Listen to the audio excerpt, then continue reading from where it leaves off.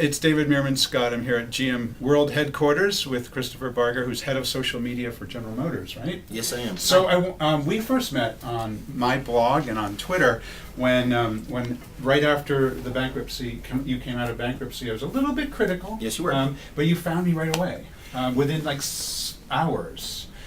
So tell me a little bit about how you monitor social media. There are multiple directions. The way we originally found you was through a TweetDeck search. During that week that we were announcing the Chapter 11 filing and coming out, we had an extensive, everybody on the team here had a TweetDeck going with, some people were searching Chevrolet, some were searching General Motors, some were searching Chapter 11. Let's just search every possible topic. And you had done a tweet pointing people to your post and saying, so far nobody from GM has answered. Right. And people were sending us notes going, hey, DM Scott, calling you out. Yeah. Are you doing anything? Because I tweeted it and then a bunch of people retweeted me, so it's like, oh shoot, we Yeah. better keep things going on here. I don't think that was what you intended, but it's one of those laws of unintended consequences. People were retweeting and it turned into a bit of a Twitter storm. Yeah. So that's how we originally found you. We also do a comprehensive blog monitor. We have an agency that monitors the blogosphere for us, determines trends, determines hot topics, and then points out for us, here are 15 or 20 either representative posts that are, or something that's really important that a lot of people are going to see. Okay. So it's you try to monitor as much as you possibly can. So you're using agencies, but you're monitoring it yourself. Correct. Combination. Yes. How many people are active in social media here at? You're in the corporate communications We are. department in the headquarters. Yes. How many people are active in this kind of thing here? Well, there are two answers to that question. Directly active on the team, whose job description specifically includes social media, there have been a total of 5 of us. Although in the restructuring that's going to change and there are going to be 3 of us now directly involved. However, what we've been trying to do and what I'm enjoying seeing happening is that the rest of the organization is now beginning to really pick up on the need to the need to engage, the need to be aware of what's going on. So, the handful of us directly, to give it an example, there were about 15 of us that we knew were on Twitter on June 1st when the Chapter 11 filing occurred. Yeah. Today we know of more than 100 GMers who are out there. Yeah. So the challenge for us is, it's great that people are beginning to recognize that these are valuable tools, that these are places where we can talk directly to consumers. That's very important.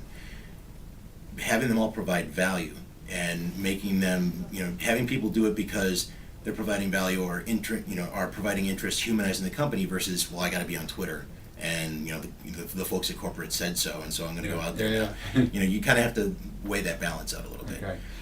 And tell me, a lot of what you're doing is reacting, and I don't mean that in a negative way, but reacting and adding to conversations. Right. How do you choose which people to react to, which conversations to enter? How do you just, because you can't possibly do everything. You can't do them all. The first rule of order on making that determination is to throw the old concept of numbers away. There would be a school of thought that says, oh, this person has 200,000 followers on Twitter, or this person has a blog that millions of people read, so we've got to go in there.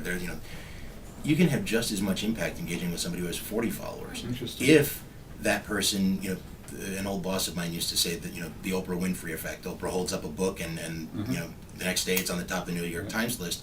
There's one of those in every community. And if you find out who that person is and you can engage with them and affect their impact or impact their perception of you, you directly impact. And how do you find them? That seems like I want to know that too. Yeah, I'd love to. I wish there were a formula for it. So what you do to choose sort of which ones you initially go into is who appears to be thoughtful. If they're critics or if they're supporters, who's really thoughtful and who's just lobbing bombs or seems to be throwing softballs at you. That's great. It's great to have supporters, and you're always going to have the critics who can't stand you no matter what you do.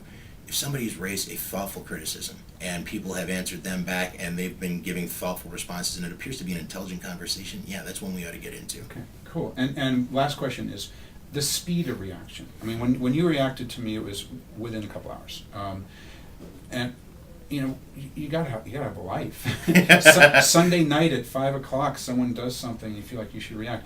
How do you deal with when and how quickly you have to react to people. There is an odd balance to try and strike, because you do, part of humanizing the company is showing that you have a life. You don't live and breathe the company. So on Saturday at 4 o'clock in the afternoon, I'm probably going to be going out doing something with my son, rather than, sitting and watching Twitter to make sure that, nobody said anything.